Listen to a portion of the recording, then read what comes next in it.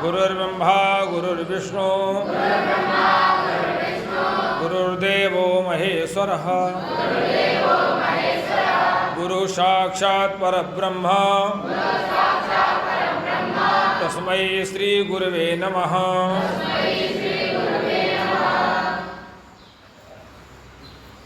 प्रकृतिं स्वामवष्टभ्य विसृजामि पुनः पुनः भूतग्रामिमं कृष्णम् अवसे प्रकृतिर्वसात्। कल हमने बताया ना, चर्चा किया गीता के अनुसार में कि सृष्टि की रचना, कल्प की रचना भगवान कैसे करते हैं, कल्पांत कैसे होता है, कैसे अपने में लीन कर लेते हैं, चर्चा हुई ना कल।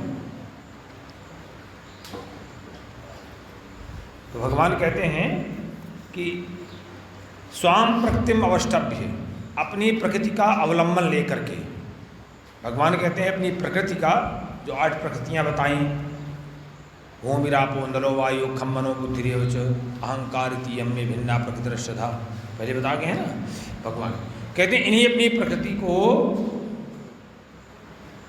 अंगीकार करके, इनका अवलंबन करके और प्रकृति वसात, अपने स्वभाव के बल से अवसम परतंत्र हुए इमं कृष्णम, इस संपूर्ण प्राणी जगत, इस संपूर्ण चराचर जगत को उसके कर्म के अनुसार बार बार मैं उसकी रचना करता हूँ,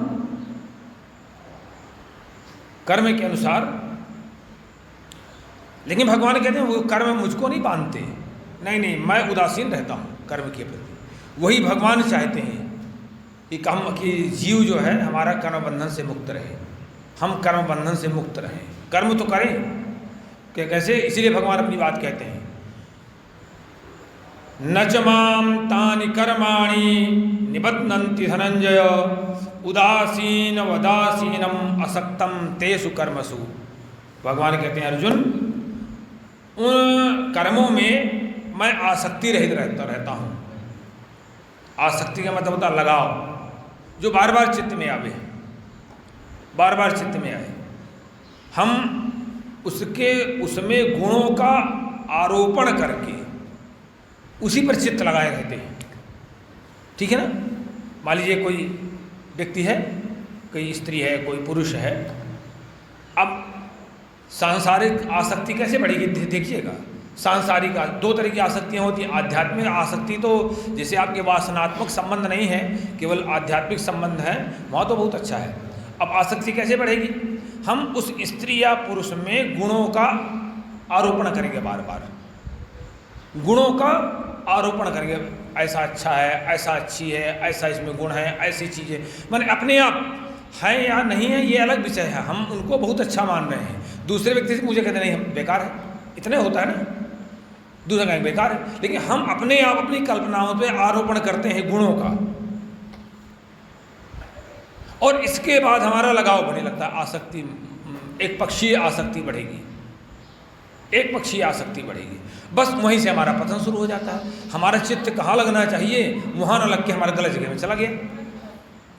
हमारा मन रोगी हुआ कि नहीं रोगी हुआ? अगर मन हमारा विवेकी होता, अगर हम विवेकवान होते तो हम कहाँ क्यों चित्त वहाँ लगा फंसा लेते। ऐसे ही हर जगह आप समझिए, कोई खान पान गलत खान पान है तब भी हम उसमें गुणों का आरोपण करें, कोई न कोई अवलंबन ले लेंगे, कोई न कोई बहाना ले लेंगे, हो गया। इस तरह से आसक्ति बढ़ती है। लेकिन भगवान की स्थिति क्या है? भगवान कहते हैं कर्मों में आसक्ति रहित और उदासीनवत, उदासीन की तरह मैं स्थित रहता हूँ। तो कहता है, भगवान कहते हैं इसीलिए मुझे कर्म नहीं बांधते हैं। भगवान कहते हैं इसीलिए माम तानि कर्माणि न निबध्नन्ति, मुझे परमात्मा को कर्म बांधते नहीं हैं। मयाध्यक्षेण प्रकृति सूयते सचराचरम हेतुनानेन कौन्तेयो जगद्वि परिवर्तते। कहते हैं अर्जुन, ये प्रकृति है जो ना मयाध्यक्षेण, जैसे अध्यक्ष का काम क्या होता है? आपने किसी मीटिंग में देखा होगा, अध्यक्ष क्या करता है? अध्यक्ष बैठा रहेगा, उसको कुछ भी बोलने का अधिकार नहीं रहता है, बाकी सब लोग मीटिंग चर्चा चलती रहेगी। कदाचित वोट कम हो रहे हैं तो एक वोट अपना दे देगा, किसी किसी मीटिंग में ये व्यवस्था, एक अपना वोट मत दे देगा। इसीलिए भगवान कितना अच्छा सदप्रयोग करते हैं। कहते हैं ये मयाध्यक्षेण प्रकृति चराचरम सूयते।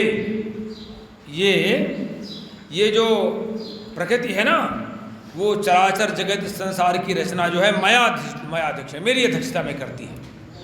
मैं तो नहीं कुछ करता, ये मेरी प्रकृति जो है ये बिना प्रकृति के संभव नहीं है। कहते ये जो मेरी प्रकृति है ये मेरी अध्यक्षता में इसकी रचना करती है। अनेन हेतुना जगत परिवर्तित, इसीलिए संसार चक्र घूमता रहता है, इसीलिए घूमता है। मैं अध्यक्ष हो गया, केंद्र बिंदु हो गया, और ये प्रकृति का काम है नचाना सबको। माया का काम है नचाना, नचाता रहती है, नचाती रहती, परेशान करती रहती है। ये है कहते हैं भगवान अवजानन्ति मां मूढ़ा मानुषीम तनुमाश्रितम परम भाव मजानंतो मम भूत महेश्वरम।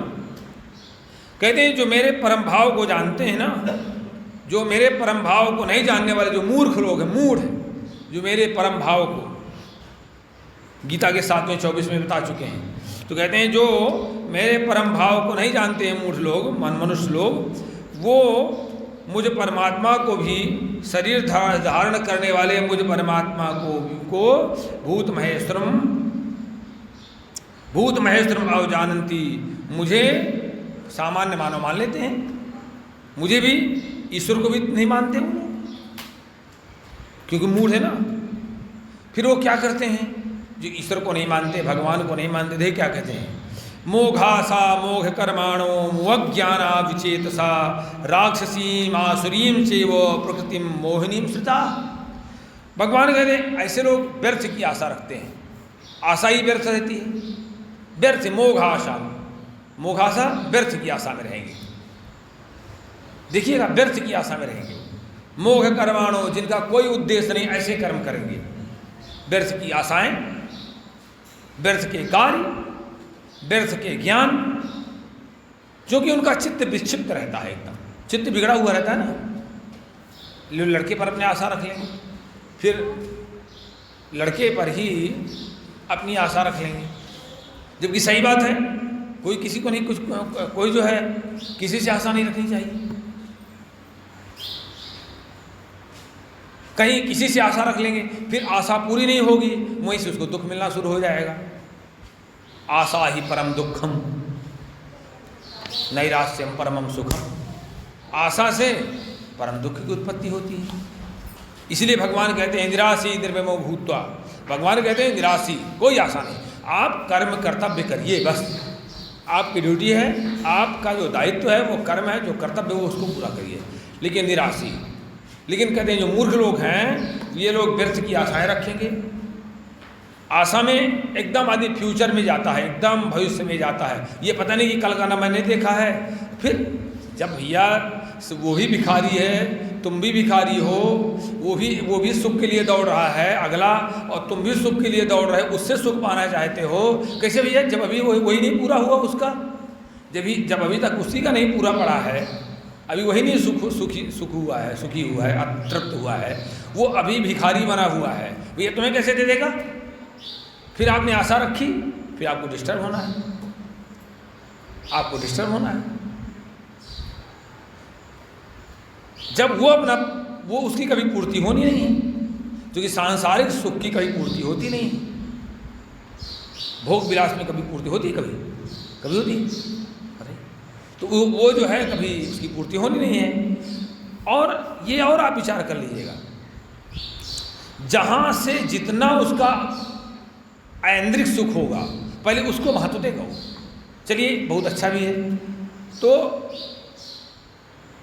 एक मैं आपको बता देता हूँ, 2 शर्ट टंगी, एक खूंटी में 2 शर्ट टंगी हो, 2 शर्ट कभी टंगी हो, और नीचे आग जलाइए, और जैसे ही दोनों शर्ट गिरेंगी, एक शर्ट उसकी है, एक शर्ट उसकी है, एक शर्ट उसके भाई की है, और जैसे ही शर्ट गिरेगी तो पहला हाथ उसके अपनी शर्ट पहुँचेगा, बाद में उसके भाई वाले पहुँचेगा।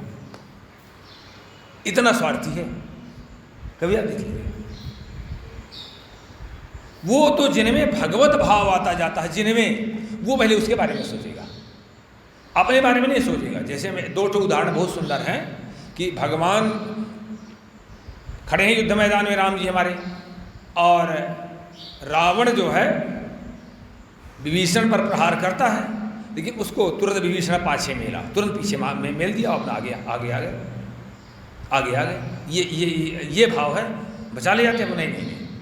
जब भगवत भाव आ जाएगा व्यक्ति में, जितना भगवान की ओर जाता जाएगा उतना वो व्यक्ति फिर दूसरे अपने भक्त के बारे में सोचता है। फिर बस अपने बारे में नहीं सोचेगा, वो केवल सोचेगा ये मेरा बड़ा भक्त है, इसका भूत कल्याण होना चाहिए। और भी मैं तमाम उदाहरण हैं। तो मोघ ज्ञाना, ये सांसारिक व्यक्ति की बात मैंने कही, ये शर्ट वाली बात। पुराने लोग ऐसे नहीं होते थे। पुराने लोग ये भाव लेके चलते थे कि कर भला तो होगा भला, पहले दूसरे का भला करो तो तुम्हारा भला अपने आप हो जाएगा। एक मैं आपको बहुत अच्छी चीज़ बताऊं, ये सारी चीज़ जो भगवान कहते हैं, मोघासा मोघ कर्माणा मोघ ज्ञाना विचेतसा, कहते हैं व्यर्थ की आशा, व्यर्थ का कर्म, व्यर्थ का ज्ञान, इसी का नाम अधर्म है। इसी का नाम अधर्म है। जहाँ से आपको आशा न रखनी चाहिए वहाँ से आप आशा नहीं रख रहे हो। जहाँ मेरे भगवान से आपको जो सबको देता है उससे आप आशा नहीं रख रहे हो। जहाँ से नहीं आशा रखनी चाहिए वहाँ से आशा रख रहे हो। अधर्म हुआ कि नहीं हुआ? गलत हुआ कि ना? अधर्म को जानने का एक, अधर्म क्या क्या है, एक सूची बना लीजिए क्या क्या गलत है, उससे अपोजिट जो चीज़ें हैं वो धर्म है।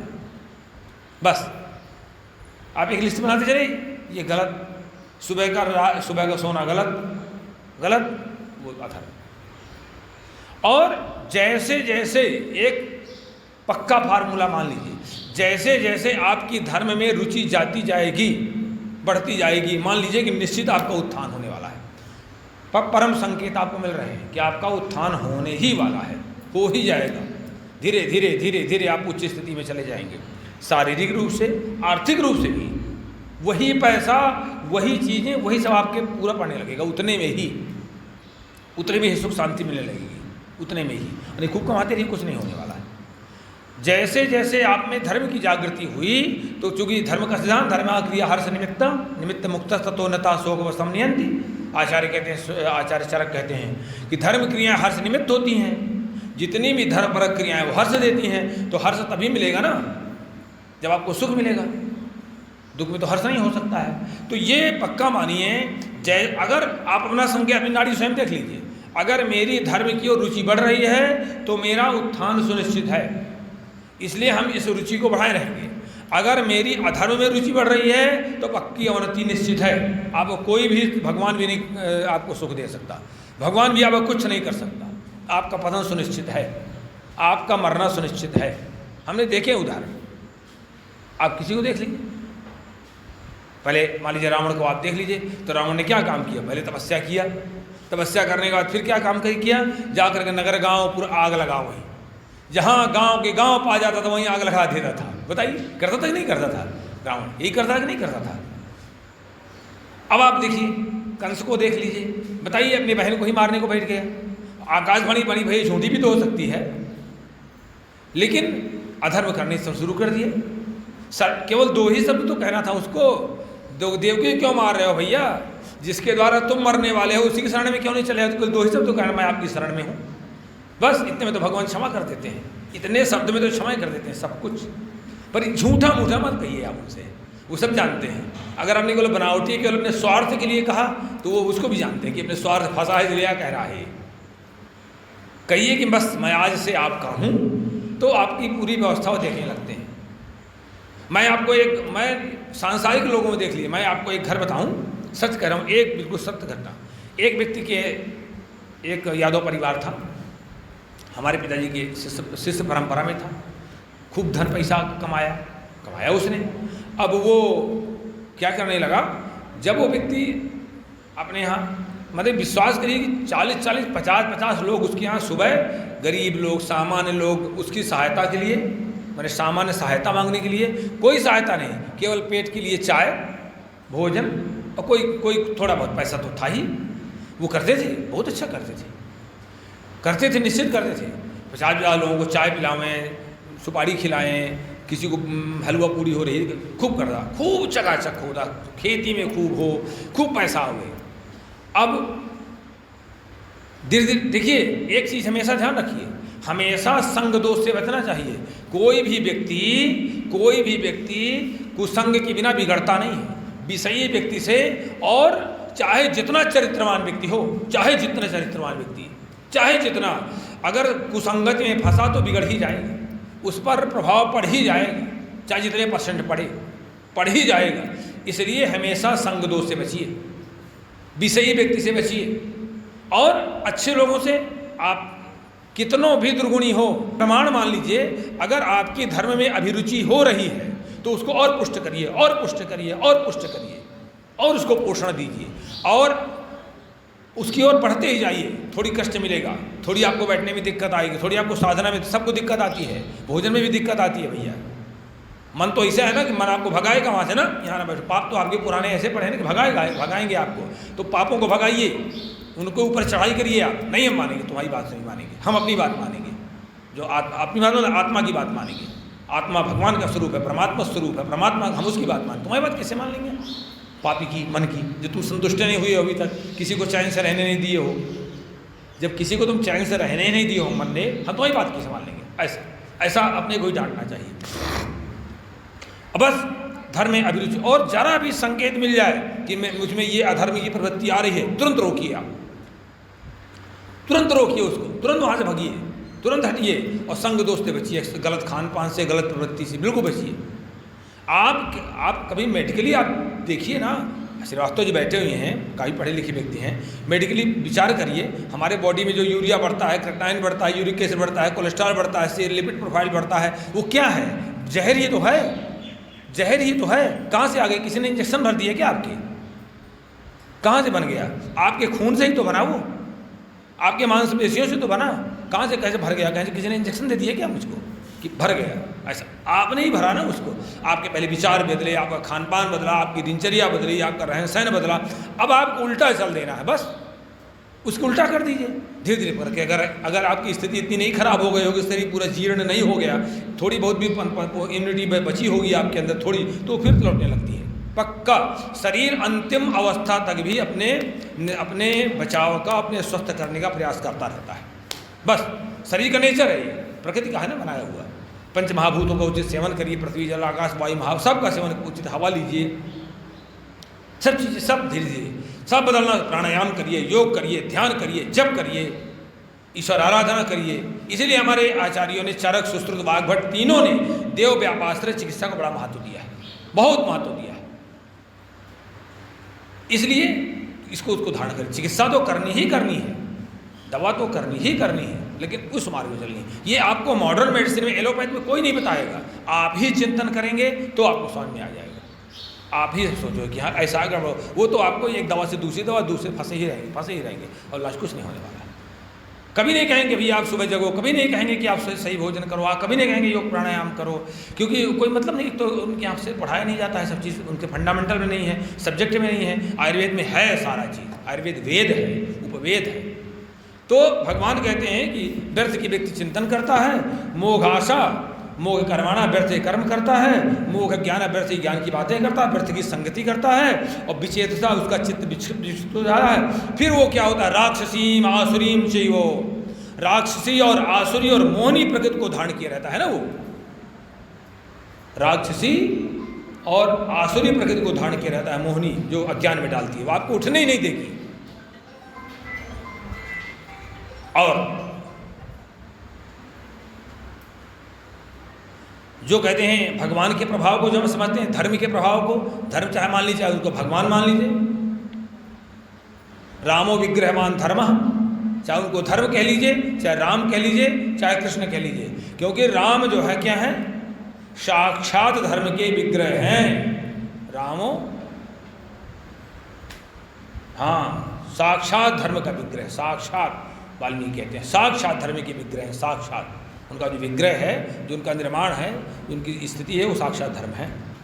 तो कहते हैं जो ऐसे लोग, महात्मानस्तुमाम पार्थो दैवीं प्रकृतिमाश्रिता, वाह, देखिए, भजन्त्यनन्य मनसो ज्ञात्वा भूतादिमव्यय। भगवान कहते हैं लेकिन जो दैवी प्रकृति के लोग हैं, जो दैवी संपदा के लोग हैं, जो आसुरी और राक्षसी प्रकृति से मुक्त हो चुके हैं, जो दैवी प्रकृति के लोग हैं, वो महान आत्मा हो जाते हैं, वो महात्मा कहे जा सकते हैं। वो मुझको भूतादिम अव्ययम ज्ञात्वा सभी प्राणियों का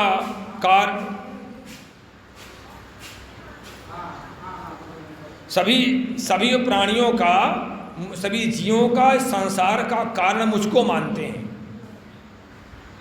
सभी प्राणियों का कारण जो महान आत्मा है, जो दैवी प्रकृति के, आसुरी और राक्षसी प्रकृति के अलग से लोग हैं, इतर लोग हैं, वो सभी संसार का कारण मुझको मानते हैं। और अनन्य मनसा माम भजंती, ऐसा जान करके अनन्य भाव से, अब किसी का नहीं, अनन्य भाव से मेरा निरंतर भजन करते हैं, निरंतर भजन करते हैं।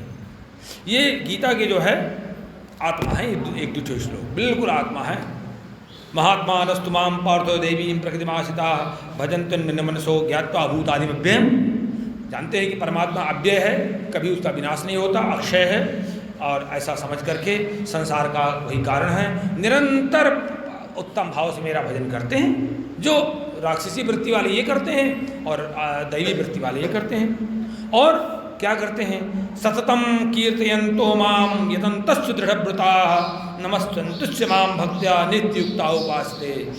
भगवान कहते हैं ऐसे व्यक्ति दृढ़ निश्चय बना चुके हैं, अब डावाडोल नहीं होते हो कभी भी। अगर दृढ़ निश्चय नहीं तो आप कुछ नहीं कर सकते हो। 20 तो आपके बहाने आ जाएंगे, पाँव दर्द गए हैं तो मान लो कि आपका कल्याण होना शुरू हो गया। क्या कहते हैं? एक तो दृढ़व्रता, हम दृढ़व्रत रहेंगे, मजबूत रहेंगे, कुछ नहीं, जो नियम पकड़ा पकड़ेंगे। और हमारे यहाँ लोग हैं, आप विश्वास करो, हमारे यहाँ लोग हैं, हमारे संस्था आपके जहाँ पर बैठे हो यहीं पर बहुत अच्छे अच्छे लोग हैं जिनके अंदर हम दृढ़व्रत रहेंगे, मजबूत रहेंगे, कुछ नहीं, जो नियम पकड़ा पकड़ेंगे। और हमारे यहाँ लोग हैं, आप विश्वास करो, हमारे यहाँ लोग हैं, हमारे संस्था आपके जहाँ पर बैठे हो यहीं पर बहुत अच्छे अच्छे लोग हैं जिनके अंदर दृढ़व्रत है, बिल्कुल मजबूत है अपने व्रत पर। जो नियम पकड़े हैं पकड़े, जो पकड़े हैं पकड़े, सुबह से जागने से लेकर के रात्रि सोने तक का जो नियम पकड़े हैं पकड़े, उनका निरंतर उत्थान भी हो रहा है। दृढ़व्रता, दृढ़ निश्चय करने वाले, सततम माने निरंतर कीर्तयन्तः, मेरे नाम का जप करेंगे, मेरे गुणों का कीर्तन करेंगे, सुनेंगे। यतन्तः, मुझे प्राप्ति के लिए, भगवान की प्राप्ति के लिए प्रयत्न करते हैं। क्षमाम नमस्यन्ते, मुझको प्रणाम करते हैं। नित्ययुक्ता, मुझसे निरंतर अपने को जोड़े रहते हैं, ध्यान के माध्यम मेरा हमेशा ध्यान बनाए रहते हैं। नित्ययुक्ता, निरंतर भक्त्या मां उपासते, ऐसे जो अनन्य प्रेम से मेरी उपासना करते हैं, वो ये मानते हैं कि भगवान के ही पास में हूँ। मैं एक दिन उपासना का अर्थ बताया था ना मैंने, उपासना का मतलब होता है पास में बैठना, उपधन आसना, उप माने समीप में आसन बनाना। ऐसा मानते हैं कि मैं भगवान के समीप हूँ, भगवान मेरे समीप आसन लगाए हुए, मैं भगवान के समीप हूँ, यही उपासना है। कैसे उपासना करते हैं? फिर से सततम कीर्तयन्तः, अन्वय छोड़िए, सततम कीर्तयन्तः, निरंतर मेरा नाम गुण का कीर्तन करते हैं, नाम जप करते हैं, मेरे गुणों का श्रवण करते हैं। वो कहते हैं सततम कीर्तयन्तः माम यतन्तश्च दृढ़व्रताः, मजबूत होकर के, पूरी तरह से दृढ़ प्रतिज्ञ होकर के, और यतन्तश्च, मेरे लिए, मुझे पाने के लिए प्रयत्न करते हैं। माम नमस्यन्ते, मुझे प्रणाम करते हैं। भक्त्या हमारे भक्ति पूर्वक, और नित्ययुक्ता उपासते, नित्य योगी बन करके, नित्य मुझ में लगे रह करके मेरी उपासना करते हैं। ज्ञान यज्ञेन चाप्यन्ने यन्तो मां उपासते एकत्वेन पृथक्त्वेन बहुधा विशुद्धमुखम। कहते हैं कुछ ज्ञान योगी जो होते हैं, कुछ ज्ञान योगी वो इस उच्च स्तर में पहुंच जाते हैं, अब उनको माला की जरूरत नहीं पड़ती है, अब तो उनके श्वास में बच जाता है, उनके स्वभाव में, आदत में बन गया मैं, अब उनको माला की जरूरत नहीं है। ज्ञान योग के माध्यम से जो दूसरे ज्ञान योगी हैं, वो निराकार ब्रह्म का तुरंत निरंतर ज्ञान यज्ञ के द्वारा मेरी जनता मेरा पूजन करते रहते हैं। चलते रहे तब भी पूजन उनका हो रहा है, चल रहे हैं तब भी पूजन हो रहा है, समझिए। होता है, मानसिक पूजा बहुत अच्छी होती है। आप लोगों भार्गव जी को तो मालूम होगी, आपने मालूम होगा, नहीं होगा तो मालूम बता देता हूँ। एक राजा साथ, बहुत दूर की बात नहीं है, पन्ना राज्य की बात है, हमने पढ़ी भी थी, मैंने बाल्यावस्था में भक्तमाल में पढ़ी थी कथा। ये एक हमारे पास पुस्तक छोटी सी भक्तमाल संक्षिप्त, वो पता नहीं कहाँ होगी, तो पूरा सारांश में इतने किसी विद्वान ने उसको लिखा था। तो महाराज जो है जगन्नाथ जी के बड़े भक्त थे और घोड़ा में चल रहे थे, और घोड़ा में चलते चलते प्रसाद बना रहे थे, मालूम हुआ आपको, प्रसाद बना रहे थे, और चावल बन गया, रोटी बन गई, भगवान को पूजा हो गई, भगवान की ये हो गया, मानसिक पूजा बहुत उत्तम पूजा होती है, ध्यान वहीं चल रहा है, और घोड़ा में चल रहे हैं। अब इसके बाद कढ़ी भी बन गई, और कढ़ी उतारने वाले हैं, उस समय घोड़ा को झटका लग गया, घोड़ा को लग गई, ठोकर लग गई, और घोड़ा को जैसे ठोकर लगी तो कढ़ी गिर गई महाराज के जांघ में, राजा साहब की। जैसे ही महाराज के जो है राजा साहब की जांघ में गिरी तो फफोला पड़ गया था। अरे उन्होंने कहा अरे कड़ी गिर गई, तो देखा तो लोगों ने तो फफोला पड़ गया था उनके। हाँ, मानसिक पूजा तो एक एक रों में बास कर, एक एक पूरे धातु में बास कर जाती है ना, लेकिन अभ्यास करना पड़ता है उसका। धीरे धीरे अभ्यास करते चले, आप चलते चलते पूजा हो जाएगी, हो ही जाएगी, लेकिन फिर वहाँ से कटा वो नहीं होता, अलगाव नहीं होता। तो कहते हैं कि ये जनता हापी इस तरह से मानसिक रूप से मेरी पूजा करते, बहुधा विष्णु मुखम पृथ्वी उपासते। दूसरे कुछ लोग जो हैं एक एक कण में भगवान को देखते हैं, मेरी उपासना इस तरह से करते हैं। सबको निरंतर एक एक कण का अभ्यास। श्रीमद् भागवत में आया है कि आपको मूर्ति में भगवान की पूजा करना तब तक आवश्यक है, मूर्ति में भगवान की पूजा करना तब तक आवश्यक है।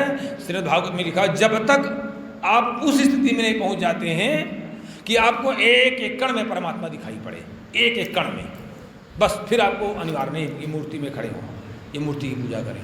वो स्थिति बनाने में समय लगेगा ना, समय लगता अभ्यास में। अहम क्रतुरहम यज्ञ सदाहम औषधम मंत्रोहम वेवाज्यम अहम अग्निरहम हृतम। भगवान कहते हैं कि अर्जुन देखो, यज्ञ मैं ही हूँ, क्रतु करने वाला मैं ही हूँ, सदा मैं ही हूँ, पितरों के काम में सदा बोला जाता है।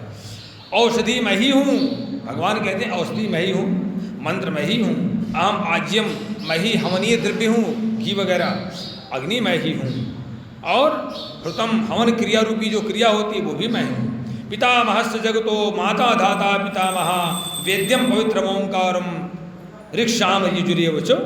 कहते हैं अस्य जगता धाता, इस संसार का धारण करने वाला मैं ही हूँ, इस संसार का धारण करने वाला मैं ही हूँ, कर्मों के अनुसार फल देने वाला मैं ही हूँ, पिता स्वरूप में मैं ही माता हूँ, मैं ही बाबा हूँ, वेद्यम जानने योग्य पवित्र ओंकार मैं ही हूँ, ऋग्वेद सामवेद यजुर्वेद मैं ही हूँ, गतिर्भर्ता प्रभु साक्षी निवासस शरणम सुहृद प्रभवा प्रलय स्थानम निधानम बीजमव्ययम। कहते हैं प्राप्त करने योग्य परम धाम, भरण पोषण करने वाला, सबका स्वामी, सबका शुभ अशुभ देखने वाला, साक्षी भाव से, सबका साक्षी भाव से देखने वाला मैं ही हूँ। देखिए आप एक चीज़ समझिए, आप भगवान कैसे देखता है।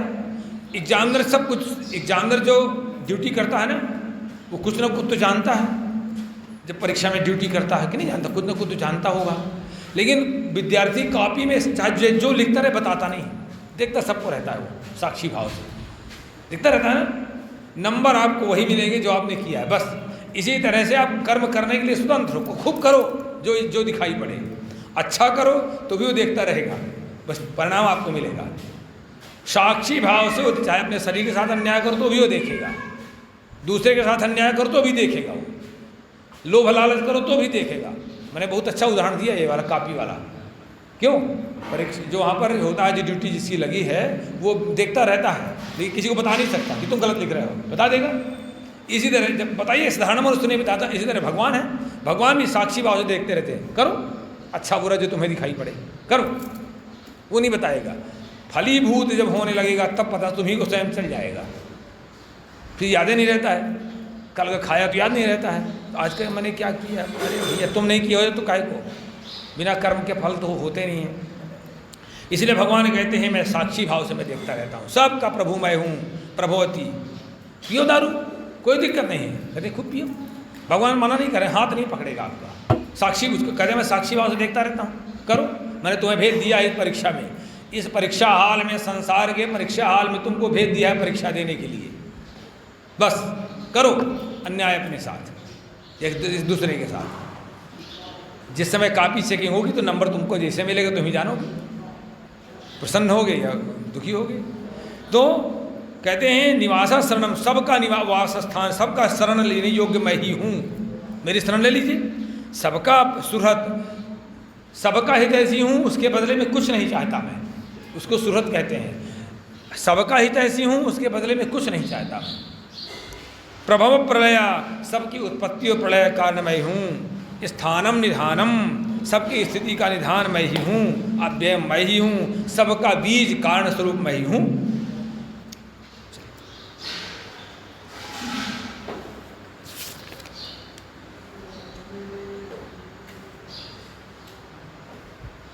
चलो ठोक कह देते हैं, क्यों